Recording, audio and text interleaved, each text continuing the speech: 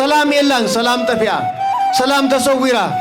كذا يحدرن سلام دحرزي هاليو سلام دحرزي هاليو نجد كام ترافي يكالن سلام دحرزي هاليو تخدين كاي مقكان سلام دحرزي هاليو بلغاي تصقبن سلام دحرزي هاليو صديقاي ترون حديقنا سلطان لمن لخلنا دك سبات سلام حديقنا نا عالم فتوى الدليتنا من لخلنا ببيجيرو سلام زي ولو هافتي كم يجيرو سلام كمنا بعمل زمزانا يا جنزة كم يجيرو خارسنا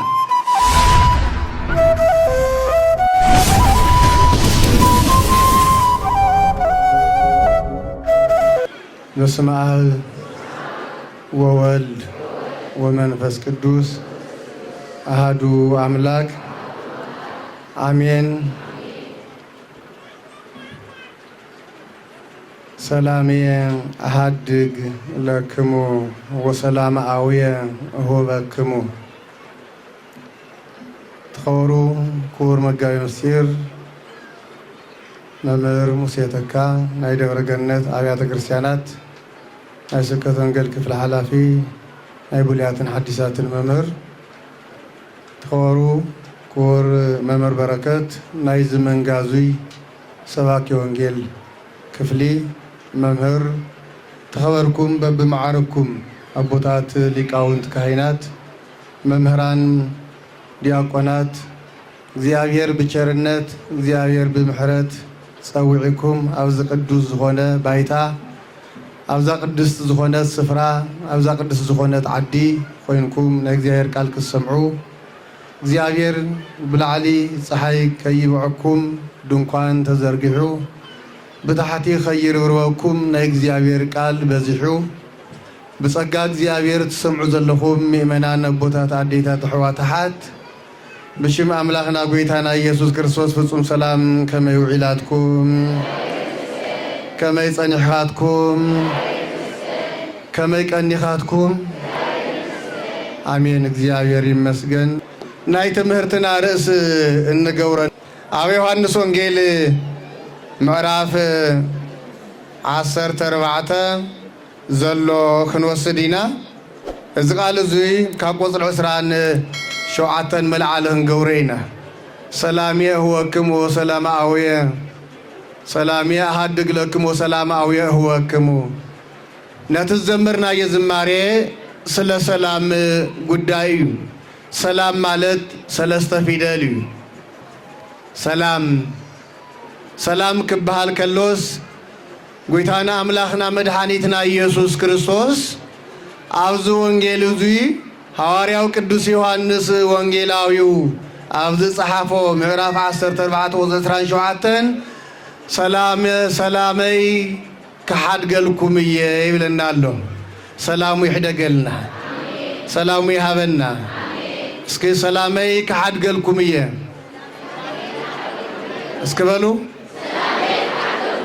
سلامي كحد قلكم سلام يهبنا እግዚአብሔር سلام سينا لنا ዓለም ሰላም ሲናላ ዓለም አነ ሰላም ሲነን ሳትኩም ሰላም ሲንኩም ንስኸ ሰላም ሲንኪ ንስኻ ሰላም ሲንካ አቦይ ሰላም ሲኑ አደይ ሰላም ሲና አሕዋተይ ሰላም ሲኖም ሰላም ከሐድገልና እግዚአብሔር ሰላሙ ከበና ቅዱስ ፈቃድ ይሁንልና እዚ ቃል እዚ ንደቀ መዛሙርቱ ንቶም ንዑ ተኸትሎም ናይ ጎይታ ቤተሰብ ዝተባሉ ሚትስራ ቤተሰብ ተብሂሎም ጽውዑ 72 አርድእትን 12 ሐዋርያትን 36 ቅዱሳት አንስትን ዝተነገረ ቃል እዩ እዚ ቃል እዚ ዝተናገረው ጎይታና መድኃኒትና ኢየሱስ ክርስቶስ እዩ ዝጻሐፈ ደግሞ እንሆ ፍቁረ እግዚእ ቅዱስ ዮሐንስ ወልደ ነጎድጓድ ወይም ወንጌላዊ ወይም አፈወርቃዊ ቀለምሲስ ተባሂሉ ዝጽዋዕ ቅዱስ ዮሐንስ እዩ ጽሒፉ በዚ ቃል እዚ ክንደይ ዝኣክል ደቂ ሰባት ሰላም ከምሳና ክንደይ ዝኣክል ደቂ ሰባት ሰላም ሲና ንሳቀ ከም ዘለና ናይ ሰላም ዋጋ እንታይ ከም ዝኾነ በዚ ቃል እዚ የርድአና ኣሎ ጎይታና መድኃኒትና ኢየሱስ ክርስቶስ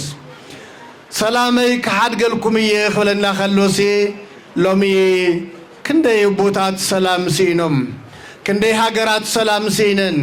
ክንደይ ነገስታት ከሰላም ሲኖም ክንደይ ሰው ስልጣን ከራስ ሲኖም ይሐድረለው ክንደይ ድሃታት ከሰላም ሲኖም ይብደለለው كندي سو صقاخ سبات سلام يسنو ملو سلام كبهال كلو حصير قاليو ناي سلام غداي جن بزحي سلام دحر هاليو كللو سلام دحر زي لجن أبزا كيندازيا ويموزا مسألة لزنية توزيا أو قرقور يكون أمرية تدربي خامن باري سلام دحر زي اللو جزايل أجزاي حدرن سلام دحر زي هاليو سلام دحر زي هاليو نجد كام ترافي يكالن سلام دحر زي هاليو تخدين كاي مقكان سلام دحر زي هاليو بلغاي تصقبن سلام دحر زي هاليو صديق هاي ترون أبوتاتي كورانا كورا دك እግዚአብሔር መንፈስ ቅዱስ ሰዓት እዙይ ነቶም ደቀ መዛሙርቱ መንፈስ ቅዱስ ኮርደሎም ከለው ዝዕለት እዙይ እንሆ ሰላመይ ይህበኩም ኣለኹ ሰላመይ ይሓድገልኩም ኣለኹ ናተይ ሰላመይ አይደል ጥራይ አይደለም አይኮነን ይዙል ዘሎ ናተይ ሰላም ጥራይ አይኮነን ናይቦይ ሰላሙን ይዙለና ዘሎ ናቱን ናይቦን ሰላም ሲና ሎምኽንዴና ወዲቅና ዘለና ኣብ መንገዲ ክንደይ ሰላም ሳን ሐሰብ ሓዳረሎ كندي سلام سان بعال سلطان الله كندي سلام سانو دخاتات الله صريحهم مبلع عذاب يوم دخاتات كندي سلام سانو سبات الله نا سلام قداي واقع سلز خفليو علم توخ زل حزي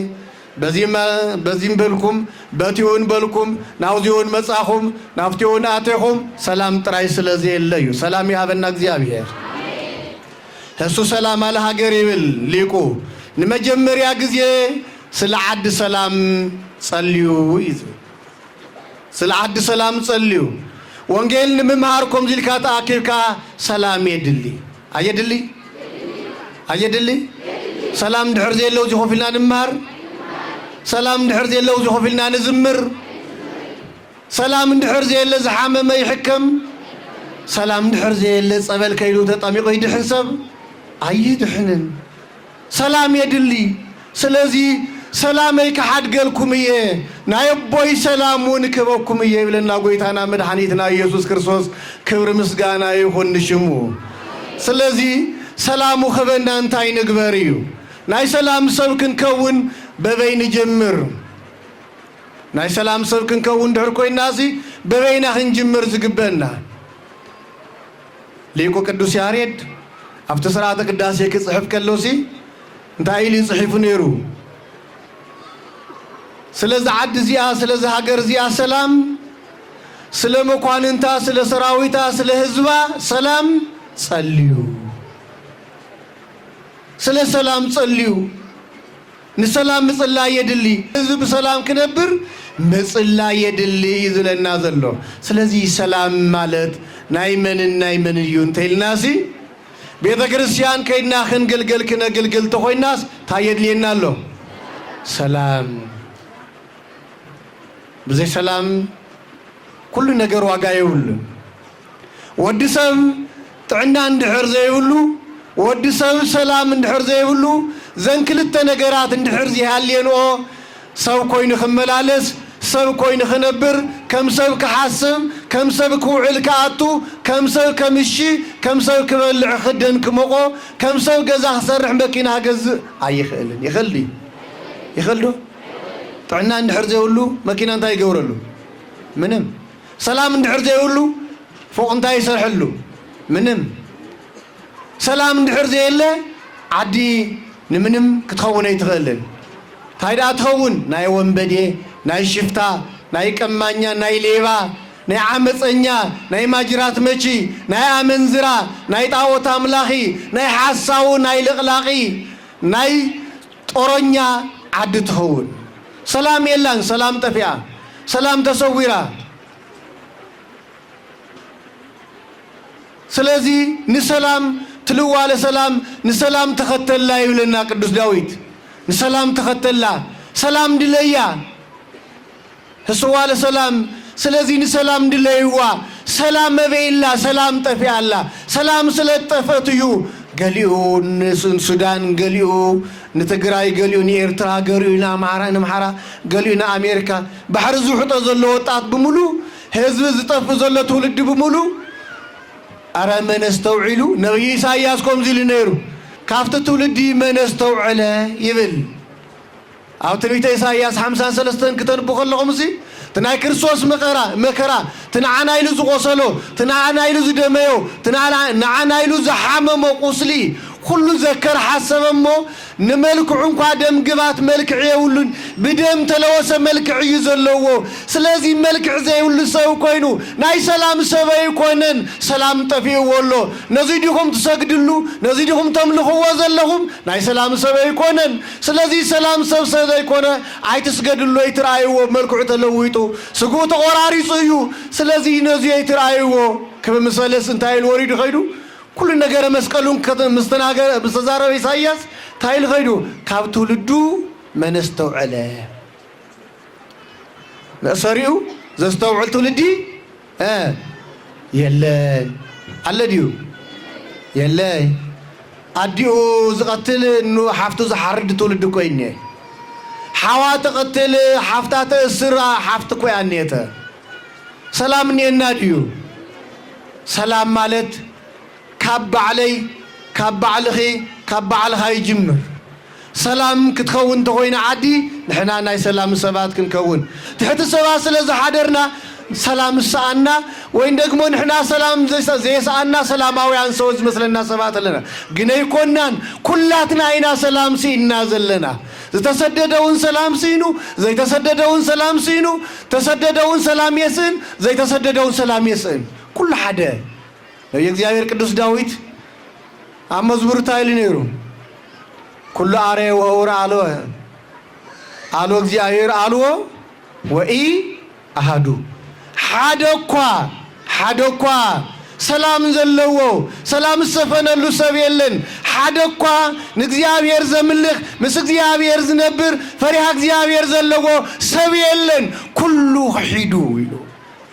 እግዚአብሔር زملخ يلن እግዚአብሔር እንድሕር ዘይ መምላኽ ሰላም ካበይ ክመጽእ ደቅ ሰባት ሰላም ሓዲግና ገንዘብ ንምልኸለና ደቅ ሰባት ግግና ስልጣን ለምልኸለና ደቅ ሰባት ሰላም ሓዲግና ናይ ዓለም ፍትወት ድልየት ንምልኸለና በበገይሩ ሰላም ዘይውሉ ሃፍቲ ከመገይሩ ሰላም ክበና በዓመት ዘምፃና የገንዘብ ከመገይሩ ኸርሰና ንስንሳትና ሰላማውያን አይኮናን ድኻታት ንብድል ነርና ስለዚህ አፍቲ ትንቢተ ኢሳይያስ ክረኸለናሲ 50 ሸሞንተን ውርዲልና ናቆጥር 6 ከይልከለናሲ بحق يبلك الله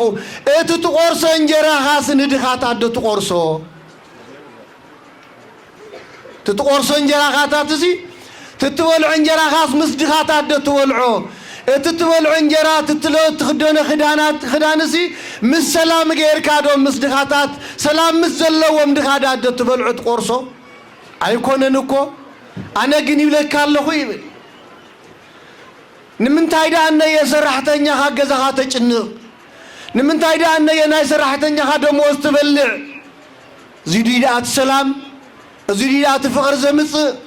زيديات حبرة حادنة كمص زغون أيكونن سلازي حبرة حادنة كتمص تخلسي سلام علينا ناي سلام سوية ختبل ندحر كوين كاسي دخلنا بدلكا سبنا عمس كايكونن كاودي سوورنا እግዚአብሔር ስለዚህ ክርስቶስ እዚህ ይብለናል እንጀራ ጠሚና ንሳቀን ኸውን እንጀራ ጠሚና ማይ ጠሚና ክዳንሲና ንሳቀን ቆረ ይቆርና ይኸውን ግን ንሱ ጥራዬ ኮነንሲና የዘልና ሰላም ይውሉን ህይወትና ሐሪስኩም ሰላም ደቅስኩም ትፈልጥሮ ሰላም ትድቅሱ ፈሪሕኩም አይትፈልጡን حد جزية سرب دكسكم العرات تعرات حيزكم نتحتي خصمت كله وينا يزهدو أتا صدفكم دو أتا متكتون نالكم بحلمكم سلام سينكم تحدوا سبات لكم أبيت ناي سلام وصيت اندا يخون زقبو تايغون صلوت زي يصلي سو كل جزية عم كراين بر زي يصلي سب كل جزية سلام السانيو سلام سلسانون يزي يصلي سلام سلزي ولون يصلوا السن اندي حرز يصلي كوين ودسم مشات 3 ساعات تصليو 6 ساعات نايلي تتسيخم تصليو بدحري تحادروا وحدار كتريو ويهم طميكم نال صقيكم صميكم نال ورويكم قريركم نال وميقكم تدقسوا ساعات خونيو زي مصلاينا ግን ስንፈትና ግን ናብ ተፈላለዩ ነገራት ይዳርገናሎ ስለዚህ ነዝዩ ሰላምና ድቃስና እንድሕር ኮይኑ ምድቃስና ሰላም ከውን እንድሕር ኮይኑ ምንባርና ሰላም ከውን እንድሕር ኮይኑ መሰረቱ ጸሎት እዩ ናይ ጸሎት ጎይታ መን እዩ ወሰውት ጽልዩ ከመዝ በሉ ክጽልዩ ከለኹም ከምዚ ኢልኩም ጸልዩ ሓጺር ጸሎት ኮይኑ ጊርና ልብ በሉ 150 ዳዊት ድገመለይ ኮይ በለን ክርስቶስ አልያም ደግሞ ብዙሓት ገድልታት ድርሳናትን አውጽኻ ንምዝዮም ክትቃለስ ሕደር ኮይ በለን ክርስቶስ ናይ ህሊና ጸሎት ናይ አእምሮ ጸሎት ናይ ጸጋ ጸሎት ናይ አምልኾት ጸሎት አቡነ ዘበሰማያት ክንጽሊ ሓጻር ጸሎት ፈቂዱልና ይውናውን አምሂርናውን ማቴዎስ ወንጌል ምዕራፍ 6 ቁጥር 9 ጀሚርኩም ክትሪእዎ ትኽእሉ ክትጽሊ ከለኹም ታይልኩም ጸልዩ ይብለሎ ከምዚ ኢልኩም ጸልዩ ኣብ ሰማይ ትነብር ኣቦና ኣበይ ትነብር ኣቦና ኣበይ ትነብር ኣቦና ኣበይ ይነብር ኣቦና ኣብ ሰማይ ወኢሳይያስ ኣብ ምዕራፍ 66 ቁጥር 1 ከምዚ ዝብል ቃል ኣሎ ሰማይኒ መንበሬ ወምድርኒ መከየደ እገሬ ሰማይ መንበርየ ዙፋነ እዩ ኢሳይያስ ምዕራፍ 6 ቁጥር 1 እነሆ ኣብቲ ነዊሕ እምባ ተመልከትኩሞ ሪኩዎ ለእግዚአብሔር ምደብሬዋ ናብቲ ነዊሕ እምባ ምስ ተመልከትኩ ኣብ ጻዕዳ ዙፋን ዝተቐመጠ ንጉሥ ረአይኹ ንሱ እውን ቅዱሳን ከቢበምዎ ከምዚ እናበሉ የመስግንዎ ነይሮም ይብል እንታይ እናበሉ ሳያለኹም ዶ እግዚአብሔር መስኩላትና ይኹን ስለዚህ ቅዱሳን መላእክት ሱራፌልና ኪሩቤል ብዙሪዮ ከቢቦም ስታይልዎ ነይሮም ነቲ ኣብ ነዊሕ እምባ ዝተቐመጠ ዝባን እምባ ዝተቐመጠ ነገር ግን ነቲ ጎቦ ዝሽፍን ብጻዕዳ ግምጃ ምንጻፍ ተነጸፈሉ ደመና ከቢቦ ዝኸበቦ መላእክት ሱራፌልና ኪሩቤላውያን እነሆ እናወደቁ እናተሱ ከምዚ እናበሉ የመስግንዎ ነይሮም ቅዱስ ቅዱስ ቅዱስ ናይ ሰላም አቦ ስለዝኾነ ናይ ሰላም አምላክ ስለዝኾነ ስለዚህ ሰላም ናይ ሰላም ሕልቅና ናይ ሰላም ስልጣን ናይ ባዕሉ ስለዝኾነ ናይ ሰላም አለቅነት ኣለዎ ይብል ኢሳይያስ ምዕራፍ 7 ቁጥር 16 14 ንርኢ ከለና እሱ ናይ ሰላም ሓለቃ እዩ እቲ ናይ ሰላም ሓለቃ ኢየሱስ ክርስቶስ ስለዚህ መላእክት ቅዱስ ቅዱስ ቅዱስ ጸባዖት ፍጹም እግዚአብሔር ጸባዖት ፍጹም ሙሉ ሰማያት ወምድረ ቅዱሳት ስብሐቲከ ምስጋና ካብ ሰማይና ምድርን ዝመለ ጎይታ ስለዚህ ንዓኻ ምስጋና ይገባካ ንባህሪኻ ትመስገን ጎይታ ቅድስና ናይ ባሕሪኻ ዝኾነ ነገር ግን በአና በፍጥረታት አንደበት ክትፍስገነ ይግበካ ነይሩ ኮይኑ ግን ምስጋና ቀለብካ ስለዝኾነ ቅዱስ ቅዱስ ቅዱስ እናበልና ነመስግነካ ኣለና እዙይ ናይ ሰላም መልእኽቲ እዩ እዙይ ናይ ሰላም ጸሎት እዩ እዙይ ናይ ሰላም ናይ ዕረፍቲ እዩ ናይ ዕረፍቲ ባይታ እዩ ስለዚህ ነዚዩ መንገድ ቦታትና ስለስሓትና እዩ ሰላም ሲእና ዘለና ምእመናን ኤርምያስ ምዕራፍ 6 ቁጥር 16 ብዛ ቀጣን ዝኾነት ቀጥታ መንገዲ ኺዱ ይብለና መልካም መንገድ ደላ ብዛ ቀጣን መንገዲ ብዛ ጽቡቕቲ መንገዲ ኺዱ ብዛ መንገዲ እዚኣ እንድሕር ከይድኩም ንነፍስኹም ዕረፍቲ ክትረኽቡ ኢኹም ክብሪ ምስጋና ንሽሙ ይኹን ንምንታይ ንነፍስኹም ነፍስን ተዓሪፋ እኮ ያ ስጋ ተዓርፍ ኣይኮነ እንዲሁ ድየ ኣይኮነ ወይስ ኢሉ ዓገርገርገርገር ስለ ዝበለ ስጋ ተምፆ ነገር ኔዋ ንበይና ይብላይ ምንም ልፍዓት ድኻም ጥራይ ይኸውን ስለዚህ ብታጽቦት መንገድ ተባለት ሃይማኖት እምነት እዩ እምነት ሃይማኖት እንድሕር ሃልይኩም ጽኑዕ እምነት እንድሕር ሃልይኩም እሲ ብታጽቦት እምነት መንገድ እንድሕር ከይድኩም እሲ ንነፍስኹም ኩሉ ዕረፍቲ ክትረኽቡ ኢኹም ንቶም እዚኣ ሳይን ደልያ ናይ ንኸዳን ዝበሉ ግን ጥፍኣት ኮይናቶም እዚ እዩ እቲ ሰላም ምስኣን ማለት ናው ጥፋት ይወስድ ሰላም ደቅ ሰላም ሰባት ደግሞ ናይ ሰላም ጉዕዞ ይኸውን ስለዚህ ክርስቶስ ነዚ ይብዝሎም ማዓንት ዕለት ሰላም ለናዓኻትኩም ይኹን እናበለ ኣብ ዮሐንስ ወንጌል ምዕራፍ 10 ቁጥር 21 ክርኽልናሲ ሰላም ናዓኻትኩም ይኹን ክርስቶስ ኮይ ዝለና ዘሎ ምስለ መንፈስከ كمن مسمن فسكا مساخا يخونلنا صقخا يبزحلنا مغوسكا يفدفدلنا سلام كا بركت كاز رديت كا مساخا يخون كنولو كويو سلام نعخاتكم يخون زلنا زلو ግን ሰላም እንደሲና ናይ ሰላም አቦ ዘይምለኽናዮ ናይ ሰላም አቦ ዘይተከተልናዮ ናይ ሰላም አቦ ዘይራይናዮ ናይ ሰላም አቦ በይ ከም ዝሐልፍ ዘሎ ዘይተመልከትናዮ ኩላትና ኮይና ሰላም ሲና من يتبو توزي وديقو زلو أب غوريت كازلو أبو قلباتي حبي الزانة بحمام تساقبو بحمام تساقدو بحمام تساقحاو بحمام تساقحافتي زي راينايا ين سلام ندسينا ناي سلام أبو زي ملخنايو ناي سلام أبو زي تختلنايو ناي سلام أبو زي راينايو ناي سلام أبو بي كم زحلف زلو زي تملكتنايو كلاتنا كوينا سلام سينا من يتبو توزي وديقو زلو أب غوريت كازلو أبو قلباتي حبي الزانة بحمام تساقبو بحمام تساقدو بحمام تساقحاو بحمام تساقحافتي زي راينايا ناتا سلام زي دلينا كم يقرنا سلام كركب نحنا نزيو قدم مقاوي مسيرن ممر بركة انتايو لنيرا نمنا كوسات نقر قادو خوينو قادو دخنو له ጋዶ ዝባል ዓደሉ ዝነርናዮ ዝኾነ ቦታ ጋዶ ይባል ጋዶ ማለት እዚ ዝኾነ አንቃጽ ነገር ብጣዕሚ ንምንጋሩን ብጣዕሚ ዝኸብድ ንኸይትናገሩ ኸይትሓድገውን ብጣዕሚ ከጉደካ ስለ ዝኽእል ጋዶ ኮይኑ መነኮሳት ይባል እዚኣቶም 3-4 ኢና ሪኢና መቸስ ኣብ ማእኸል ዕጉራት ዝነብር ሓደ ዓይናሲ تاي بحال اسمه اللي ناي كلهم عين غيرو زري مسلو يبحال سلازي حانت عين يازلتو تاي زبحال حدا مثال يلسي صمامسي يبلو بوتاتنا صمامسي لسمع معلتي تاي خون يعبد اي سمع نيرو منم سمع نغير ينبر نبز عالم زي صماميو ሰባት ጫጫታ ይዛረው ይጩሁ ይብከዩ ታይኹኑን ታይግበሩ ይዋጉ ይሙቱ ይድሓኖ ይፈልጥን ጸማ አይሰምዕ ዘሎ ድሓር ከሰሚዑ مسمع እንታይ ሰሚዑ ናይቲ ህዝብ ጫጫታ ናይቲ ህዝብ ካታ ንግግር مسمع ወይ ለዚያቶም ዳነየ ንዓይ ከወልዑን እንደው ቀትል እንደም ይሉስ እንደገና ዓዊዱ ካብ ጸማምነትስና ምዕባድ ከይዱ ማለት እዩ ስለዚህ አቦታት አዴታት ሕዋታት ትመከራ ኮይኑ መከራ ይበጽሕኩም ነው ይኮነን ዘልዘለኹ ግን ካብ መከራ ዘሎ ካብ ስደቱን አሎ ስለዚህ ስደት ምንም እንኳን በድንግል ማርያም ተጀመረ ስደት ምንም እንኳን በአዳም ቢሆን ተጀመረ ይሁን እንበር ትናይና ስደት ግን ዝሓሰ ስደት ይልና ንወስዶ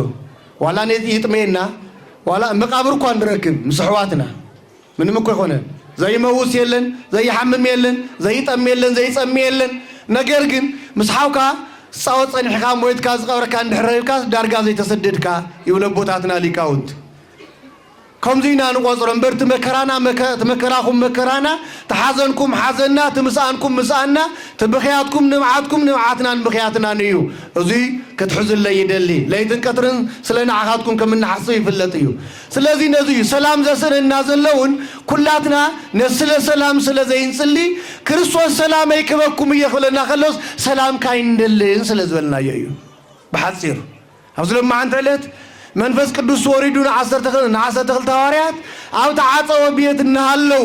መንፈስ ቅዱስ 3 ሰዓት ወሪድሎም ሰብዓን ክልተን ቋንቋ ግለጸሎም ከሎ ሰባት ታዩልዎም ነይሮም ዝሓደረ ሰተይዎ ጉዕሽ ጠጂ ዘይወረደሎም ሓዲሩ ስኻሮም ዘይለቀቆም ይሆስካ ሕዝ ደግሞ ዝኾነን ዘይኮነን ይቀባጥረለው ስለዚህ ዝኾነን ዘይኮነን ይሕስወለው ስምዕዋቶም ዞም ሰከራ ማዝያቶም ከይሰምዕዎም በልዎም እናወሉ ሰባት ንሐዋርያት ይጥላሉ ነይሮም መንፈስ ቅዱስ አው ዝወረደሎም ጊዜ ዓለምኩም እያ ዓለም መልካም ነገር ምጽልላ ስራሕ ስለዝሆነ ጽቦ ነገር አይትፈቱን ሰላም አይትፈቱን ዓለም ውከት ያትፈቱ ክርስቶስን ይልና أنا كاب عالم كم زي يكونكم نسخاتكم من كاب عالم يكونكم من سلازي عالم هوكتي يدلي أنا هوكتي يدلي ناي سلام أبوية ناي سلام حلقاية ناي سلام ممهرية ناي سلام قويتاية ناي دحنات قويتاية سلازي خدحناكم يمز ييولنا كبر مسغانا يبصحيو واغا زخفللناون دحنتنا ندليو سلازخونا يم سلامي كحد قالكم سلامي كحد قالكم يخلنا خلص እግዚአብሔር አምላክ ተሐዝን ሰምዓ ዘለና ሰላም ጽባሕ ክንሰምዓ ተሐዝን ሰምዓ ዘለና ናይ ሰላም ድምጽ ናይ ክርስቶስ ድምጽ ጽባሕ ሰላም ኮይኑ ዓድና ክንመለስ ኣብ ስደት ዘለና ኣብ ገዛና ዘለና ውን ብሰላም ክንነብር ክንደይ ሰላም ዛሳን ሓዳር ኣሎ ወንጌል ክሰምዕ ትኸይድ ከላ ሰብ በዓልቲ ቤቱ ናበዳኖ ኸይድኪ ስኮት ዒተ ይኾንክን ወንጌል ክሰምዕ ኸይድ ከላ ወዳኖ ሃነርካ ምስ በዳኖ ኻውዒልካ ሰላም ሰአነ ኑሮ ኮሎ ሰላም ዘይውል ገዛ ኮሎ ለይትን ቀትርን ኩሉ ግዜ ሰላም ዘይህቡ ንደቆም ሰላም ዘየምህሩ ሰባቱን ኮለውና እዙይ ከመጌርና ንእለዮ ክንብል ከለናሲ ንመጀመርያ ናይ ሰላም ሰብ ክንከውን ንኽእል ኣነ ንስኻትኩምን ዓርሰይን ዓርስኹምን ዓርስናን ዓርስማትናን ንጎረቤትና ሰላም ንኽነብር ንኽዓድር ንሕና ሰላማውያን እንተኾይንና ኢና እሞ እግዚአብሔር ኣምላክ ናይ ኣቦ ናይ ኣብ ሰላም ባና ሓዲሩ ወልድ ቃል ኢየሱስ ክርስቶስ ሰላሙ ኸበና ናይ ሰላም ጎይታ ኢየሱስ ክርስቶስ ምሳና ኸውን ቅዱስ ፈቃዱ ይኹን ስለዝነበረና ግዜ ተመስገነ ይኹን የኣኽለኒ ስለዘዳመፅኩን የምስግን ክብረት ይሃበለይ ካሊ መዓንተ መፂኸ ግልግልየ የቕንየለይ